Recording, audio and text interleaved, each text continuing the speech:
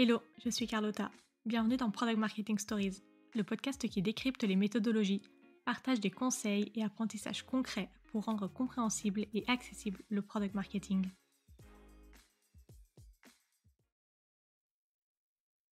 Hello Jade, je suis super contente de t'avoir au micro du podcast aujourd'hui. Comment tu vas? Hello Carlotta, mais très bien, merci, en ce mois d'août. Et toi? Ça va très bien aussi. Je suis super contente de faire cet épisode avec toi. On va parler de Win-Loss Analysis, un sujet qui passionne énormément les PMM. Et avant de parler de ça, est-ce que tu peux commencer par te présenter, nous dire qui tu es, d'où tu viens? Oui, et déjà merci beaucoup de me donner l'opportunité, de m'exprimer sur le sujet. C'est vrai que le win-loss, c'est à la fois un terme qui est assez présent, chez les PMM et qui revient à la mode, et à la fois quelque chose d'assez inconnu, un terme un peu barbare qui peut faire peur. Donc je suis super contente d'avoir l'opportunité de peut-être essayer de le démocratiser pour certaines personnes. Mais en tout cas, je voulais juste, prendre 2 minutes pour te remercier. Mais enfin bon, en tout cas, ce qui nous intéresse ici, globalement, moi, pour vous dire en 2 mots, moi, je suis Jade, je suis la Head of, CSM Programme Manager chez Difly. Donc tout ce qui, va toucher, en fait, à la relation client. Moi, en fait, j'ai 2, mon rôle a 2 facettes. Il y a une partie qui va être donc la partie Customer Success Manager, donc vraiment aider les clients à définir leurs objectifs sur toutes les thématiques, win-loss, et puis d'autre part, la partie programme management, où là, ça va vraiment être la gestion de ce programme, la mise en mouvement, et puis, la bonne tenue et les résultats qu'on va en tirer. Donc globalement, quand même, pour résumer ce qu'on fait aussi chez Difly, puisque peut-être que tout le monde ne connaît pas encore, Difly, mais chez nous, on fait, on met en place ce qu'on appelle donc des programmes de win-loss analysis, ce qui veut dire qu'en fait, globalement, on les aide à comprendre ce qu'il y a dans la tête de leurs clients. Que ce soit des prospects, lors du cycle de vente, ou des clients actuels. En fait, on va traiter plusieurs thématiques, et ça va dépendre de chaque client. Et nous, l'idée, c'est d'avoir ce côté, neutre et expert pour aller les accompagner, dans cette mise en place. Passionnant. Je suis super contente, de pouvoir, vraiment, discuter avec, une experte, de ce sujet et en plus, tu travailles justement pour un outil qui permet de faciliter, ce sujet-là qui en effet, comme tu le disais, peut paraître, assez complexe à mettre en place, et même à faire évoluer et que ce programme dure dans la durée. Et donc, dans un premier temps, j'aimerais savoir quand on parle justement de win-loss analysis, de quoi on parle exactement? Est-ce que tu peux nous en dire plus sur, en quoi ça consiste? Pourquoi c'est important de le mettre en place? Bah, en gros, quand on parle de win-loss analysis, il y a 2 axes principaux. Tu vas avoir l'axe, prospect et l'axe client. Donc, l'axe prospect, c'est ce qu'on appelle le new business, en langage, on va dire, anglophone, et les clients, ça va être ce qu'on appelle l'existing business. Et en fait, en fonction des problématiques de l'entreprise, on va choisir le ou les cas d'usage qui correspondent.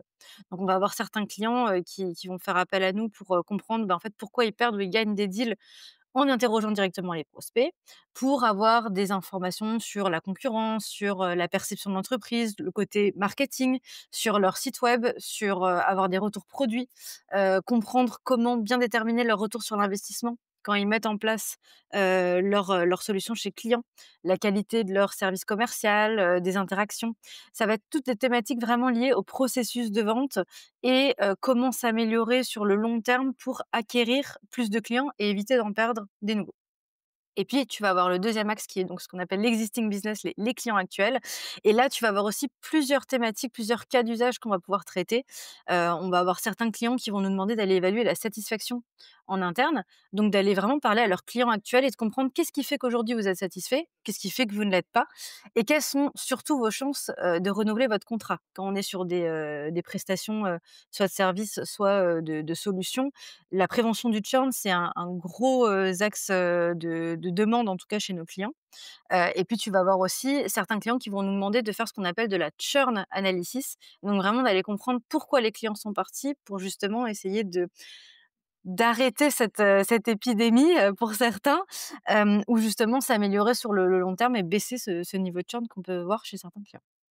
Génial, donc si je comprends bien, il y a vraiment différentes facettes dans ce win-loss, et c'est pour ça que finalement c'est vraiment un programme qui est stratégique et pas, uniquement opérationnel. C'est qu'il y a, tout un pan qui est sur, comment, mieux acquérir, de nouveaux, clients et acquérir les bons clients, si je peux dire ça comme ça. Essayer de prendre, de comprendre qui sont les clients quels sont les clients existants, pourquoi ils aiment, l'outil et du coup aller chercher justement potentiellement, bah, ce persona, cet ICP idéal pour aller recruter et après un pan qui est plus sur, le customer life cycle, si je peux dire ça comme ça, qui est vraiment dans la compréhension, de, pourquoi est-ce que les clients nous aiment et pourquoi, ils nous quittent ou pensent nous quitter pour éviter, ce fameux churn qui est, bah, quand, les clients, ne continuent pas, avec nous, si je peux dire ça comme ça, c'est ça? Ouais, c'est exactement ça et ça permet aussi, tu vois, pour certaines entreprises, quand tu mets en place un programme de win-loss, de valider certaines hypothèses, notamment en termes d'offres que tu vas proposer.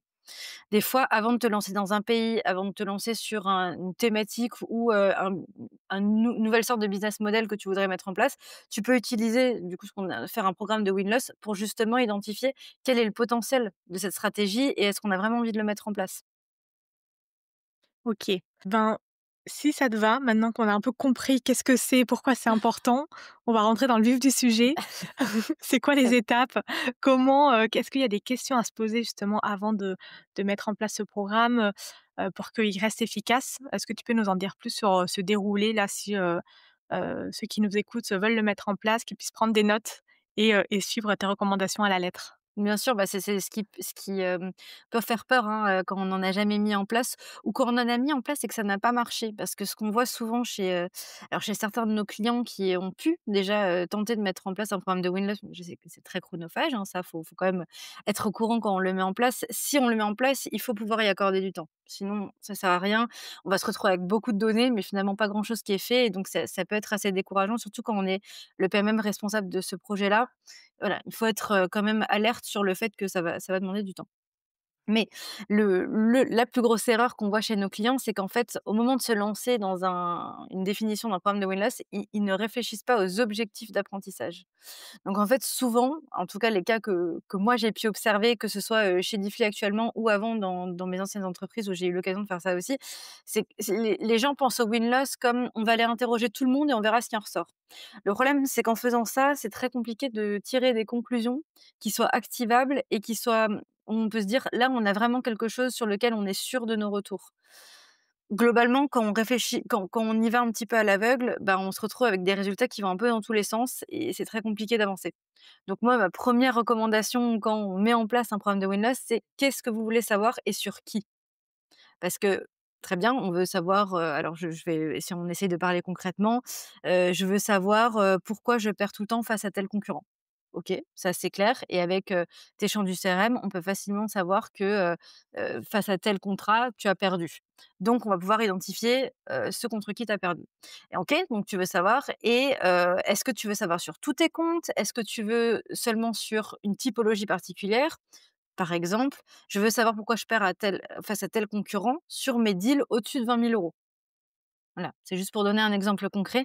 Mais les 2 premières questions à se poser, c'est: qu'est-ce que je veux apprendre et sur qui?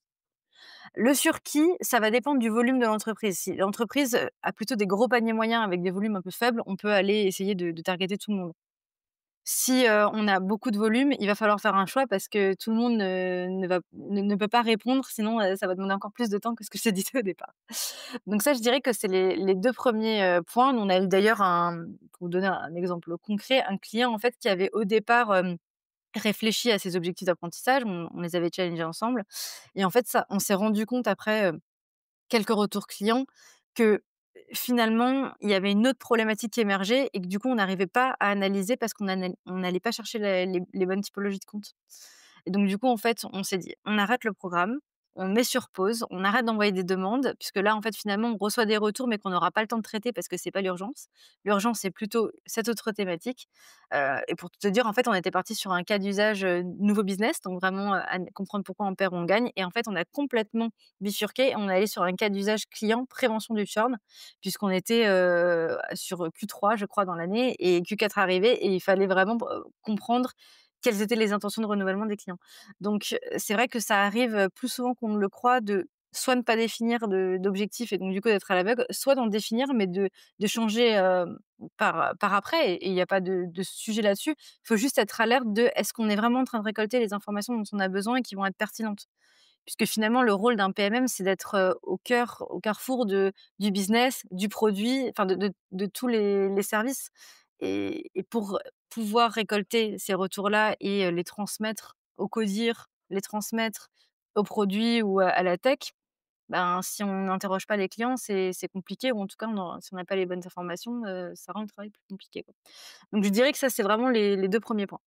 OK, donc c'est vraiment, définir, ce qu'on veut apprendre, sur qui, pouvoir être aussi ouvert dans le sens où, bah, si on commence à faire des premières interviews et que finalement, bah, on se rend compte qu'il y a une problématique particulière, être, agile, j'ai envie de dire, pour, ajuster. Une fois qu'on a un peu cadré justement le projet du programme, comment on s'y prend? C'est ça ce que j'allais dire. Après, il te reste la troisième étape qui est essentielle, c'est comment est-ce qu'on va les contacter? Donc ça peut être tu vas avoir différents moyens. Nous, par exemple, chez Difly, on a une méthode quantitative et une méthode qualitative.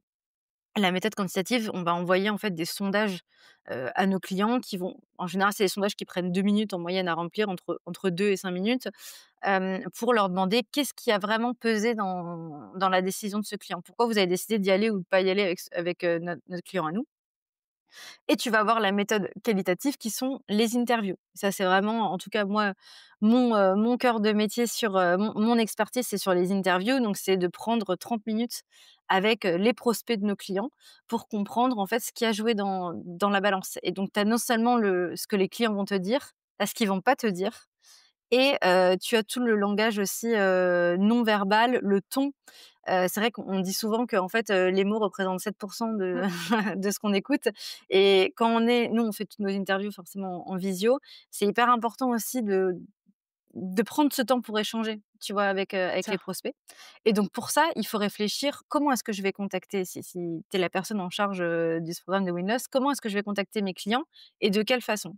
Et donc nous, ce qu'on conseille lors de la mise en place de ces programmes-là, c'est c'est de mixer les 2, hein, d'avoir du quantitatif et du qualitatif parce que du qualitatif, ça va être par définition plus qualitatif, mais moins volumineux. Mmh, Alors que, le quantitatif, on va pouvoir tirer des conclusions aussi grâce à ça. Et donc sur le quantitatif, on peut utiliser des outils comme, si on n'a pas d'outils spécialisés comme Diffly par exemple, on peut, utiliser des outils comme, des Google Forms, tu vois, des SurveyMonkey et autres qui marchent très bien et on automatise tout ça avec un CRM et ça peut partir. C'est juste qu'il faut bien définir à qui on va les envoyer pour que ça ne fasse pas doublon avec les études qualitatives. Et donc on en revient à la deuxième étape, dont je t'ai parlé qui est, en fait, à qui est-ce qu'on veut s'adresser? Et donc si je reprends l'exemple que je t'ai donné juste avant, en fait, si je veux savoir, face à tel compétiteur, pourquoi je perds mes deals au-dessus de 20 000 €, moi ce que je conseillerais si c'était ce client, c'est que tous les deals au-dessus de 20 000 €, on leur envoie une interview et tous ceux en dessous, on va pas les laisser tomber parce qu'on a quand même envie de savoir ce qui cloche avec ce compétiteur, mais on va leur envoyer du coup un sondage.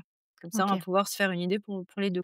Il y a des prérequis, tu parlais de CRM, d'outils, des prérequis pour que le programme fonctionne bien? Je pense typiquement si le CRM il est, bah, pas assez mature ou qu'il y a pas les bonnes infos justement, typiquement, bah, le chiffre d'affaires ou, le revenu et cetera, bah, ça peut être beaucoup plus difficile de segmenter.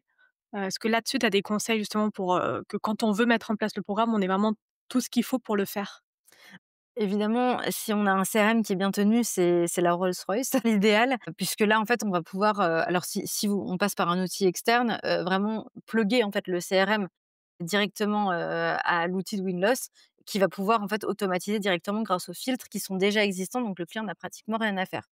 À pas réfléchir au champ qu'il veut mettre en place. Si on n'a pas de CRM, effectivement, là, ça va demander un petit peu plus de travail du côté du chef de projet, puisqu'en fait, nous, par exemple, pour les clients qui ont un CRM, soit qui n'est pas en bon, qui n'est pas bien tenu ou qui, ne prend pas toutes les typologies de comptes. C'est le cas d'ailleurs pour un de nos clients qui, en fait, sur son CRM, il a tous les clients en nouveau business, mais l'existing est géré sur autre chose, sur un autre outil.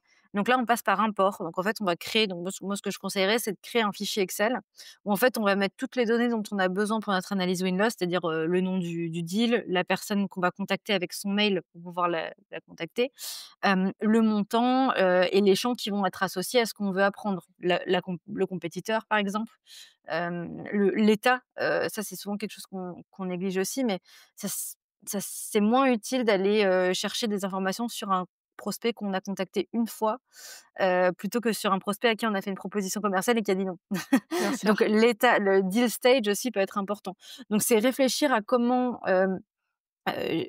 quelles informations on veut chercher et les mettre dans un Excel pour qu'ensuite le chef de projet puisse se dire: «J'ai ma liste et maintenant je vais contacter soit, méthode quantitative, soit méthode qualitative, pour aller récolter des informations» et après, une fois qu'on a l'Excel, soit on le fait à la main, si on n'a pas beaucoup de volume, pour envoyer ses mails, soit on utilise, des extensions comme, Zapier ou autres pour faire des automatisations, qui vont permettre de générer des flux et des flows, des workflows pour, ne pas prendre trop de temps au PMM parce que sinon ça peut être, très chronophage.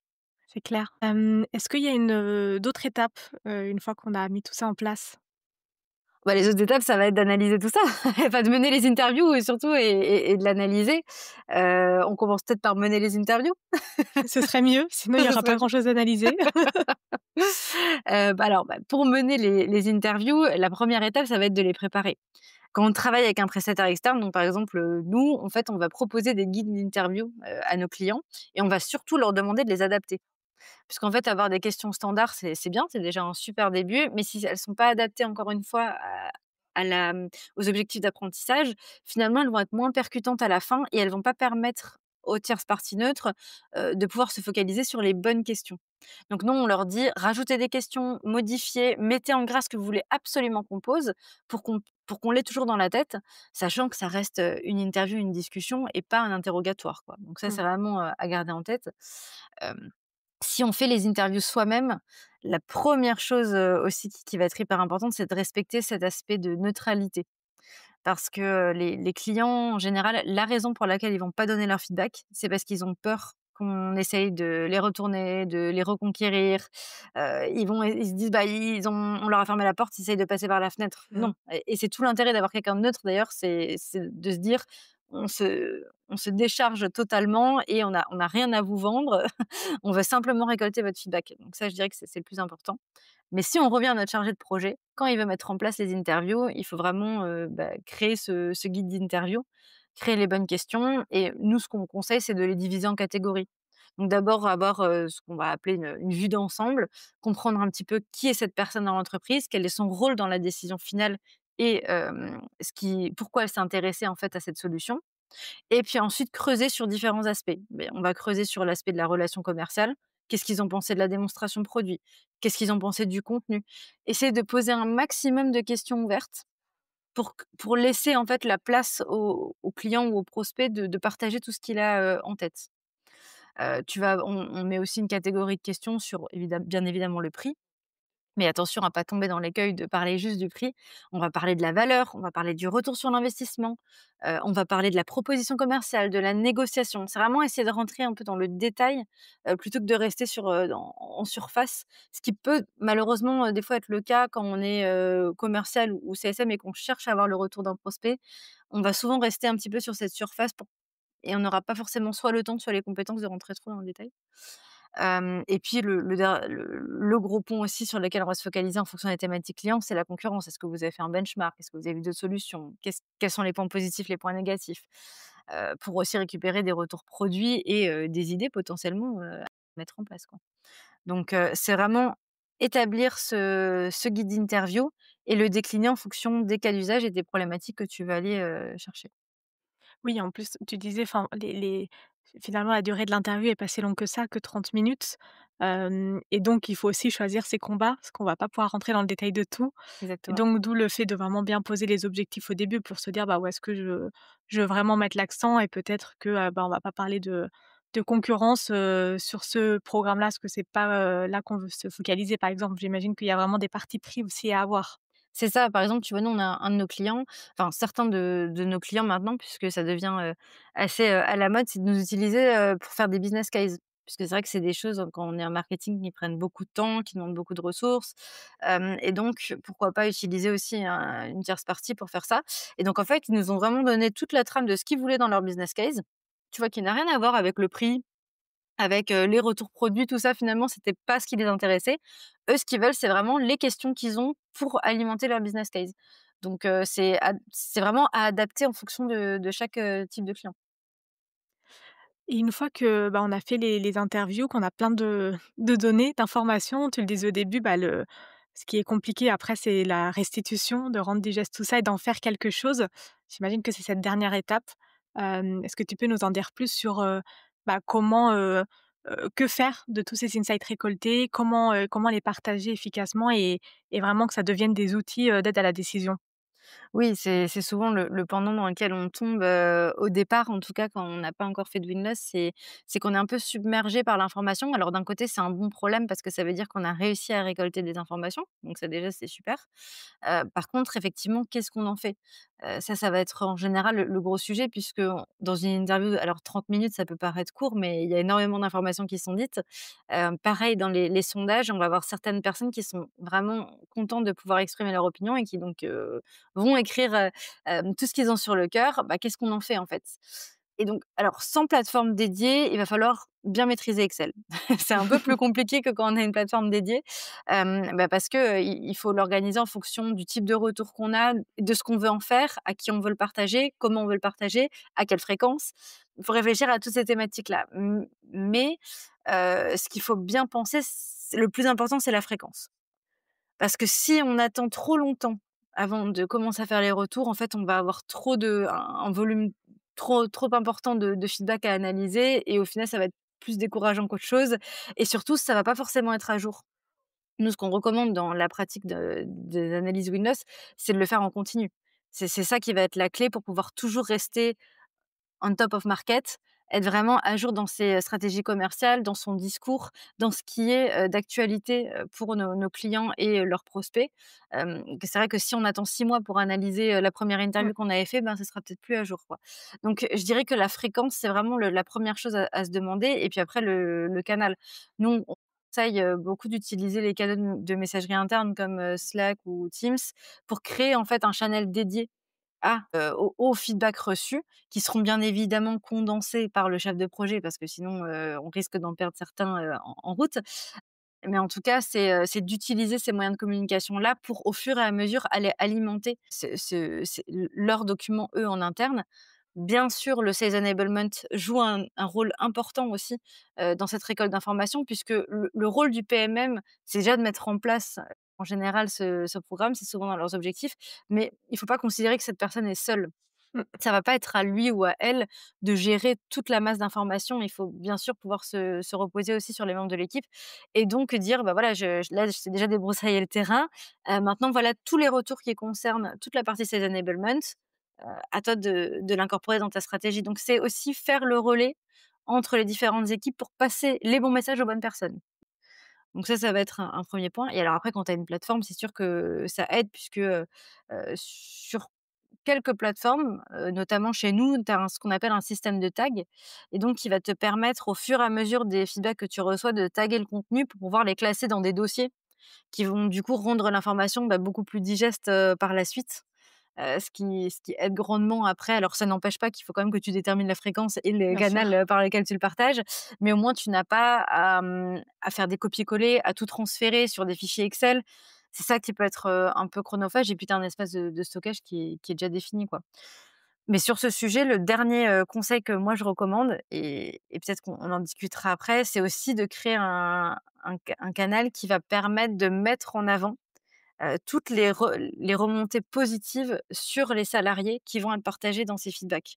On a beaucoup, beaucoup de retours, positifs sur les expériences commerciales, sur, des fonctionnalités ou des retours produits qui sont très positifs et le rôle du PMM, c'est aussi de faire remonter Mmh. ça et d'en profiter pour que tout le monde voit aussi les succès qu'il peut Bien y sûr. avoir, grâce à certaines personnes des équipes qui, soit sont suffisamment mises en avant et c'est super parce que du coup on continue, soit qui ne le sont pas forcément. Nous, on l'a vu chez certains de nos clients, l'équipe produit nous avait un jour fait un retour en disant: «Bah, c'est bien parce qu'on a l'impression que du coup dans la boîte, on se rend un peu plus compte de la valeur de ce qu'on fait et de l'importance en fait que ça a pour les clients».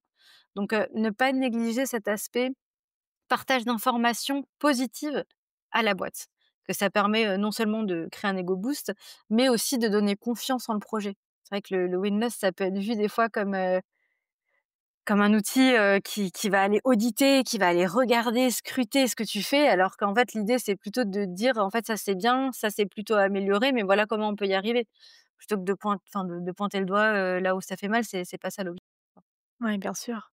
Et en plus de ces, canaux Slack un peu communication continue, est-ce que tu recommandes, d'avoir des moments vraiment de partage, selon la fréquence, c'est pas disons c'est une fois par mois, de vraiment bloquer un moment ou pendant, un All-Hands ou autre, de vraiment partager, consolider l'information?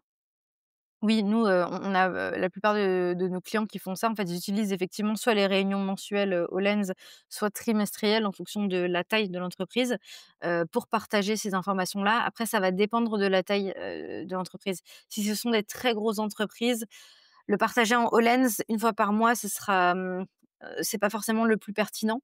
Il vaut mieux le faire en équipe, 1 fois par mois ou voire 1 fois par semaine si on a beaucoup de retours pour que les personnes directement concernées aient accès à l'information, et puis en faire un retour un peu plus global et plus construit, c'est quand on réunit tout le monde. Sur les entreprises qui sont de taille un peu plus petite, là effectivement, c'est des moments idéaux d'avoir, ces moments d'équipe-là, puisque souvent, alors ça va dépendre de l'entreprise, mais ça peut être aussi des réunions qui sont suivies, d'un verre, d'un moment de partage et le fait de partager ces retours-là à ce moment-là, ça permet de faire parler aussi, les salariés entre eux, de créer en fait un canal de communication différent sur des sujets différents qui sont pas forcément traités sinon.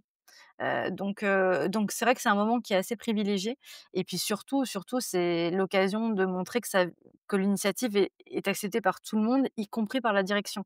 Mmh, Sans l'appui de la direction dans ce genre de programme, c'est très compliqué. Parce que c'est quelque chose qui demande du temps non seulement aux chefs de projet, mais aussi aux équipes. Parce bien qu'on va sûr. leur dire: «Parlez-en pendant le cycle de vente, parlez-en pendant vos réunions clients».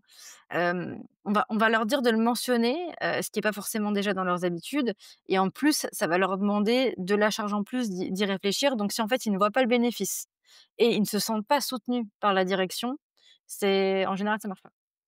Oui, c'était, la question justement que j'avais pour, bah, faire en sorte que, ce programme fonctionne bien et qu'il soit bien mis en place. Tu parles justement que le PMM, peut être là comme, orchestrateur, comme, la personne qui va créer le programme, le mettre en place. Est-ce qu'il y a des stakeholders, des personnes, clés qu'il faut impliquer? Et si tu peux nous dire aussi, comment est-ce qu'on peut auss les engager? Tu parlais des sales, des customer success managers, du produit. Comment est-ce qu'on crée aussi, de la confiance et l'envie de, bah, de faire partie de ce projet-là? Il faut tous les engager. Tout le monde dans l'entreprise. Non, mais il faut en faire en fait, il faut en faire un sujet de boîte. C'est ça des fois qui pêche, c'est qu'on se dit que c'est un sujet PMM. Non, c'est un sujet stratégique pour l'entreprise, pour s'améliorer sur le long terme. Et on a certains clients au départ qui veulent pas ouvrir, soit la plateforme, soit ce programme à aux salariés dans l'entreprise parce qu'ils se disent: «On veut d'abord voir ce que ça donne et on verra ensuite». Sauf que le problème, c'est que on leur demande quand même de s'impliquer tout de suite. Donc en fait, il y a un manque de lien entre les personnes qui le mettent en place et ceux à qui on demande de faire des efforts supplémentaires pour que ça marche. Et donc c'est pour ça que je dis que ça doit être un sujet d'entreprise parce que si c'est géré que par une personne dans son coin, et qu'on ne voit jamais ce qui se passe, au final j'ai du mal à croire que dans un contexte ça puisse marcher. Donc les stakeholders clés, c'est la direction, ça c'est sûr. Il faut qu'ils soient embarqués, qu'il faut qu'ils voient la valeur, il faut qu'ils le partagent en interne pour montrer que c'est quelque chose qui vient en fait, qui est, ancré dans la culture de l'entreprise aussi. Mmh. C'est quelque chose les interviews, les programmes de Winless qu'il faut vraiment mettre en avant sur la perception qu'on peut avoir d'une entreprise. Parce que nous, on l'entend souvent d'ailleurs en interview bah, moi je trouve que c'est super comme démarche parce que ça montre que le client investit dans la relation. Ça montre qu'il s'intéresse, qu'il veut s'améliorer et surtout ça donne une image très qualitative parce qu'en fait il investit de l'argent pour, vous payer pour venir me poser des questions. Donc c'est toujours bien vu, il faut le promouvoir, quoi. Donc la direction, premier stakeholder à avoir dans la poche. Le deuxième, ça va bien évidemment être si on a un département PMM, puisque c'est quand même eux qui sont aussi au cœur de ces thématiques-là. Donc, on a eu le cas d'un client où c'était un directeur commercial qui avait lancé l'analyse, win-loss, mais qui n'avait pas en fait, pris en compte qui n'avait pas inclus le service, product marketing et en fait, c'était dommage parce que du coup, il y avait des actions qui étaient menées en doublon, en parallèle, et comme il y avait pas de communication, ben, personne l'a su. Donc au bout d'un moment, on s'en est rendu compte et on a pu rectifier le tir, mais c'est important d'intégrer, ce le PMM si en tout cas il ne l'est pas au départ. La partie sales enablement, stakeholder, assurément important aussi, pour mettre en place, toutes les actions, concrètes en fait au niveau commercial et surtout donner cette impulsion, concrète au retour, finalement, intangible qu'on a, grâce au feedback. C'est eux aussi qui vont aider à mettre en place et en marche la machine et puis le dernier stakeholder que je te dirais, c'est aussi vraiment toute l'équipe marketing qui peuvent utiliser les retours comme inspiration pour, tout ce qui est contenu, analyse de la perception, ce que je te disais sur les business cases. Eux, ils vont pouvoir aussi aider à potentiellement shifter la stratégie, et la vision de l'entreprise, de ce prisme-là en tout cas, avec des retours qu'ils n'auraient pas forcément eu puisqu'en marketing, c'est ça qui est dur, hein, Ouais, c'est d'avoir, ces retours terrain donc voilà. complètement. Super, super clair. Heu et je me pose aussi la question parce qu'on parle de programme, et du coup, est-ce qu'il y a une date de début et une date de fin à un programme? Ou est-ce que, comme tu disais, c'est aussi de l'always on et on peut, faire un win-loss qui, en fait, n'a pas vraiment de fin, selon, bah, l'objectif et à qui on s'adresse? Enfin, comment est-ce qu'on le pense ça? Beh, c tout part de tes objectifs d'apprentissage. Si tu veux, on avait un de nos clients, par exemple, qui avait un gros changement qui allait arriver dans son offre et en fait, il voulait évaluer est-ce que, mes clients sont assez fidèles pour, rester malgré ce changement d'offre ou non? Et alors là, je te dirais que dans ce cas-là, il y a une date de début, une date de fin. Puisqu'à un moment, l'offre elle arrive et puis, Mmh, bah, il y a plus de questions à se poser.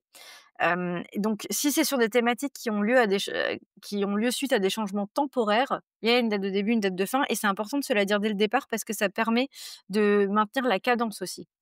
Ça sert à rien de prendre trop son temps si en fait, bien sûr. la date est passée par la suite. Heu, Maintenant dans la majorité en tout cas des cas que nous on rencontre, il y a peu de dates de fin.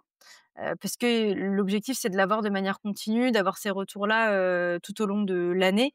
Il va y avoir forcément des temps plus forts que d'autres. Il y a dans beaucoup d'entreprises des saisonnalités aussi, donc il faut quand même les prendre en compte et puis il faut pas négliger que ça a un coût, hein, de créer et de gérer un programme de win-loss donc je on est bien entendu, conscient qu'on ne peut pas le faire, non plus, autant qu'on le voudrait. Mais l'idéal, c'est d'avoir, un rythme, régulier mensuel qui permet du coup d'aller alimenter, les équipes pardon, avec ces retours-là. OK. J'aimerais creuser un peu avec toi le sujet de comment avoir des insights qui sont fiables. Parce qu'on a parlé, bah, du fait que, bah, il faut déjà avoir des rendez-vous, surtout quand on fait un format interview. Qu'il faut, bah, poser des questions, poser les bonnes questions. Heu, Comment est-ce qu'on fait pour, bah, que les clients, les prospects acceptent de répondre, prennent le temps de le faire? Souvent, c'est aussi un peu une croyance qu'on peut avoir de se dire: «Bah, en fait, personne va vouloir prendre du temps pour nous parler». Comment est-ce que tu as des conseils pour gérer ça? Je comprends ta question parce que je me suis fait la même réflexion, au début quand j'ai commencé, à faire du wellness. Je me suis dit: «Mais qui va accepter de prendre 30 minutes pour répondre à des questions alors qu'ils n'ont rien à y gagner?» Et ben écoute, j'étais agréablement surprise de voir qu'il y a des gens, en fait, qui ont juste envie de parler. Des gens qui ont envie d'être écoutés, parce que en fait, finalement, quand tu réfléchis au processus de vente, il y a pas de moment, dédié où on va vraiment écouter le ressenti du client par la suite. C'est un moment, il y a une réponse qui est donnée et puis qu'elle soit positive ou négative, finalement, ça s'arrête plutôt là. Sauf si le client est vraiment, hyper proactif et dit: «Bah, en fait, moi, j'aimerais qu'on prenne 10 minutes pour en discuter». Bon, c'est en général, plutôt rare.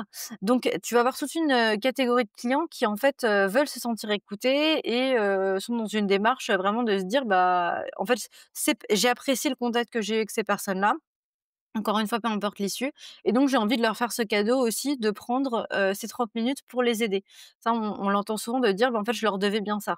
Mmh, Donc ça, c'était le premier point. Maintenant, bien évidemment, on a aussi des personnes qui ne veulent enfin, qui ne veulent plus être contactées ou en tout cas qui sont passées à autre chose et dans ce cas-là, c'est le challenge de dire: «Bah non, donnez-nous quand même des informations» et là, nous, on a plusieurs, cordes à notre arc. La 1re, c'est d'utiliser les outils internes, hein, c'est, d'utiliser les commerciaux. qui ont alors là, je prends le cas d'un nouveau business, mais ça peut être les CSM dans le cas de clients existants. C'est en fait utiliser les commerciaux pour, les encourager à mentionner au maximum la démarche pendant le processus de vente et pourquoi pas même, on a certains clients qui le font, réserver et programmer directement des interviews pendant qu'ils sont encore en appel avec eux. En disant: «Bah, voilà, je vous propose que, dans un mois, on aura fini notre processus commercial, peu importe soit l'issue, que l'issue, soit positive ou négative. On programme une interview, vous pourrez donner votre feedback» et en fait, encore une fois, c'est vu de manière, hyper quali, par les clients parce qu'ils se disent: «Bon, OK, alors il n'y aura pas de rancœur, en fait, peu importe si je décide d'y aller ou pas y aller». Donc il y en a qui vont dire: Oui. «Doucement, on va déjà finir le processus de vente» et dans ce cas-là, pas de souci parce qu'ils l'ont déjà en tête. Tu vois, quand ils vont recevoir ensuite le mail en disant, bah, «Dans une démarche d'amélioration continue, on aimerait récolter votre feedback», heu, ils vont savoir que c'est pas un spam ou c'est pas une demande, illégitime, quoi. Donc ça va être le un des axes qu'on va utiliser pour encourager les gens à nous répondre et puis après tu vas avoir d'autres méthodes, notamment des incentives, pour les motiver. Donc tu peux avoir des incentives monétaires ou non monétaires. Tu vois, nous, par exemple, on a mis en place chez Difly, une initiative RSE où en fait on propose aux prospects qui acceptent de nous répondre de planter un arbre pour chaque interview qui est réalisée et donc tu vas toucher toute une catégorie de gens qui veulent s'inscrire dans cette démarche RSE, qui se disent: «Bon, allez, je vais faire une bonne action pour la planète, une bonne action pour l'entreprise et on y va». Surtout qu'ils reçoivent à la fin un petit certificat, donc ça leur permet eux d'alimenter aussi, en interne. Et puis tu vas avoir des clients qui vont décider d'offrir des cartes cadeaux pour les remercier ou autres, incentives, mais qui vont permettre de mettre aussi de la valeur sur le temps que va passer le prospect, en fait, à répondre aux questions. Donc il y a plusieurs façons quand même de donner, confiance et donner envie aux prospects et puis après, bah, tu en as toujours qui voudront pas et il faut accepter aussi. Bien sûr. Génial, et est-ce que tu as un peu parlé aussi des conseils pour, formuler les questions, notamment d'avoir plutôt des questions ouvertes? Est-ce que, tu as d'autres conseils, bonnes pratiques sur, bah, soit les questions, enfin, on a parlé des questions à poser, mais plutôt peut-être ici parler de la posture à avoir? Oui, alors, c'est moi ce que je dis quand je forme aussi les équipes et quand on parle aux clients, c'est il faut pas oublier que les personnes qui nous répondent, en fait, elles prennent de leur temps pour nous répondre. Donc en fait, le premier conseil que moi je donne, c'est, effectivement la posture souriante. On est là, le client, il faut lui faire comprendre qu'il va passer un bon moment, qu'il n'est pas là sous la contrainte, et vraiment qu'il peut se sentir assez en confiance que pour de livrer les informations qu'on va lui demander. Ça va être le premier point. Le deuxième, c'est bien évidemment de rappeler, alors nous, dans notre cas, la neutralité en fait de la personne en disant: «Je ne fais pas partie de cette entreprise-là, ils nous ont mandatés, mais je n'ai rien à vous vendre, je ne suis pas là, pour ça, quoi».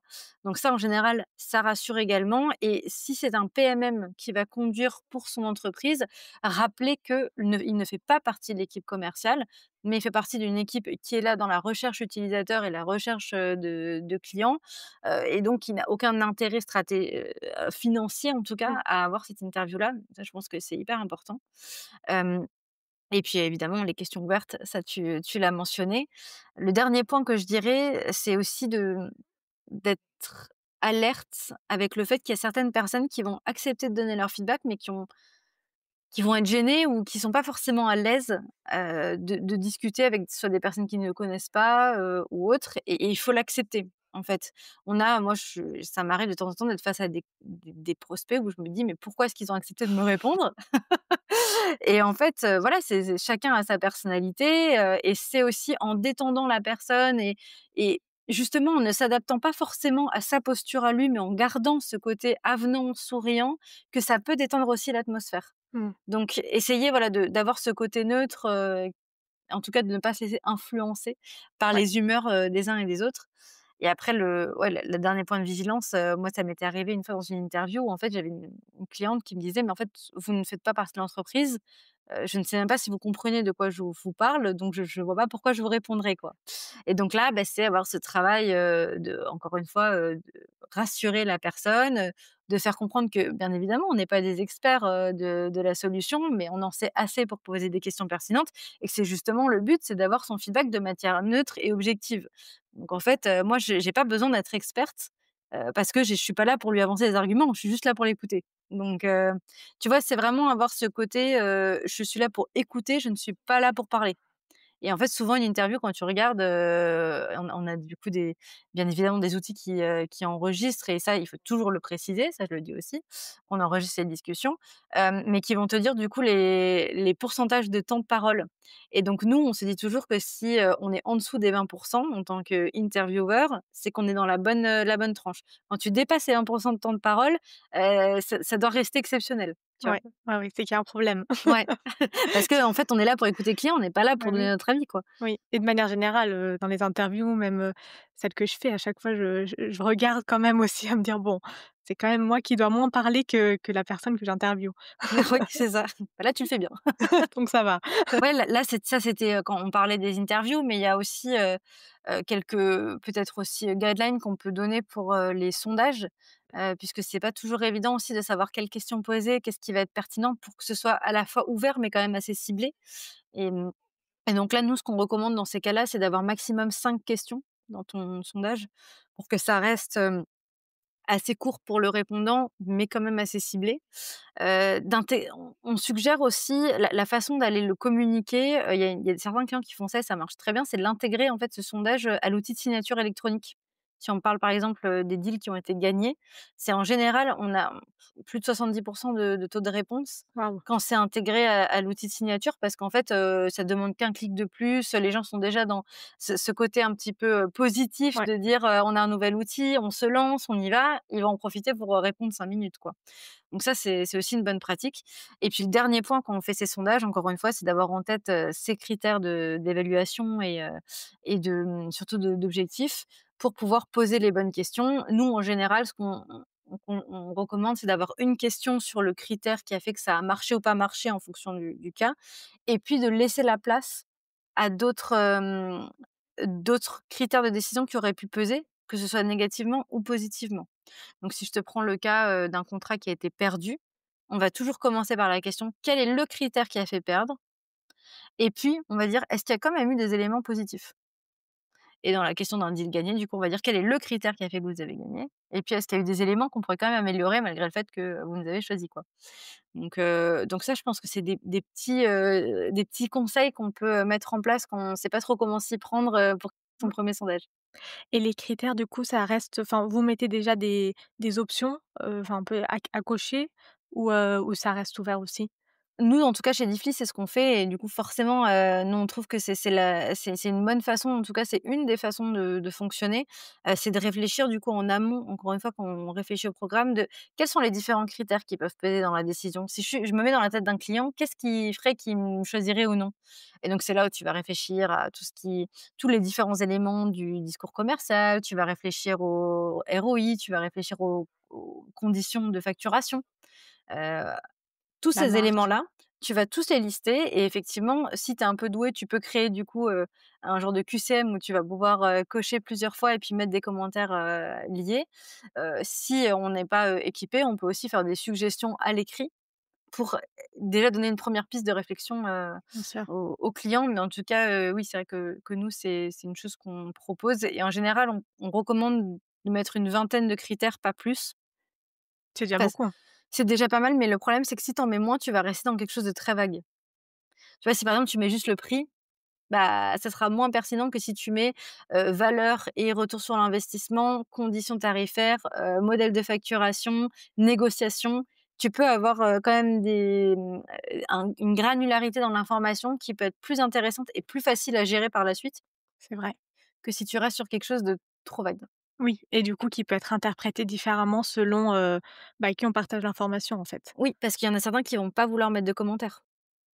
Donc en fait, s'ils te cochent juste le prix, ça peut être tout et n'importe quoi. Ouais, OK et justement là-dessus, et j'aimerais bien, qu'on finisse, l'échange sur ce sujet-là qui est, vraiment le passage à l'action. Hem, une fois qu'on a partagé tous ces insights, qu'on a fait les interviews, que voilà, on rend les insights, digestes, avec, même, potentiellement des next steps ou, des recommandations.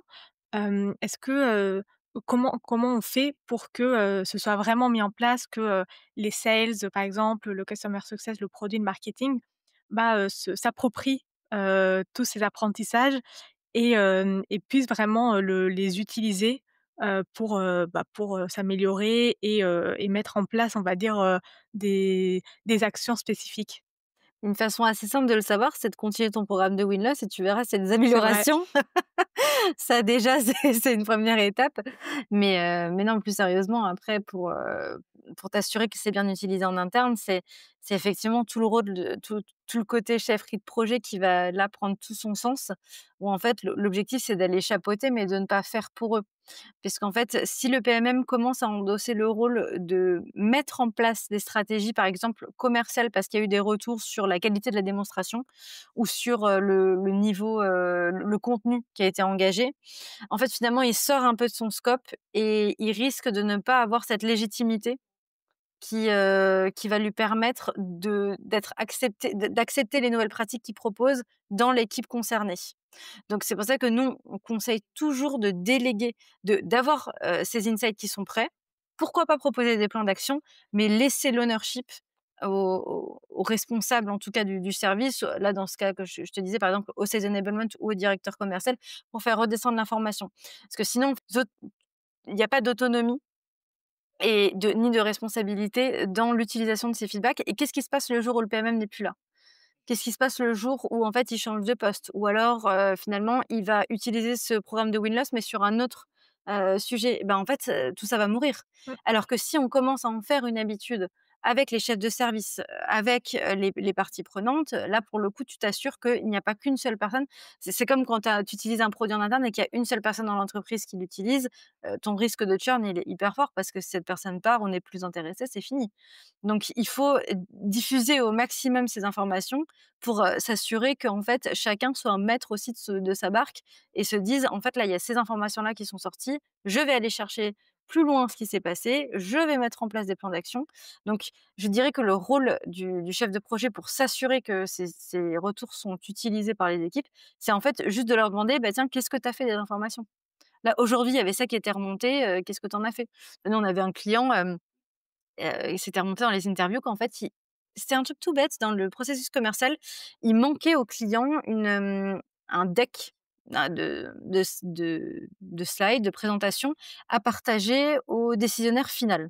En fait, c'était super, les parties prenantes, qui assistaient à la démonstration, c'était hyper clair, ils étaient convaincus, mais il leur manquait, ce petit contenu à partager à la personne qui a le budget pour le convaincre aussi et donc en fait, les clients passaient un temps fou à faire eux-mêmes une présentation mmh. alors que certains concurrents, eux, le proposaient et donc du coup, le PMM, il s'est pas dit: «Je vais faire moi-même, le deck», hein. Il est allé voir le sales enablement, il lui a dit: «Bah, voilà ce qui ressort des interviews, je te les partage. Moi, ma recommandation en tout cas, c'est d'agir au plus vite» et puis, ben, là, on en a rediscuté d'ailleurs récemment avec ce client et effectivement, du coup, ils l'ont mis en place mais c'est pas le chef de projet qui l'a fait, c'est la personne, responsable de l'équipe, quoi. Mmh. Donc c'est vraiment essayer de s'assurer que le programme vive, ça c'est le rôle du chef de projet. Par contre, que ce soit fait, ça c'est plus finalement sa responsabilité et c'est pour ça que c'est important d'être soutenu par la direction.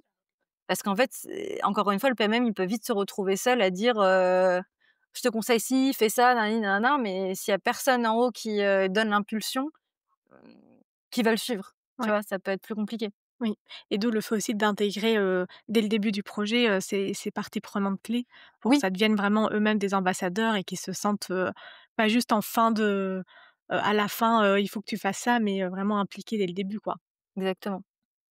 Tu as des exemples, justement, de clients, où il y a vraiment eu un avant-après? On a un client qui avait, enfin c'est le premier qui me vient en tête, on était là sur un cas d'usage, client où en fait, on était au départ sur de la prévention du churn.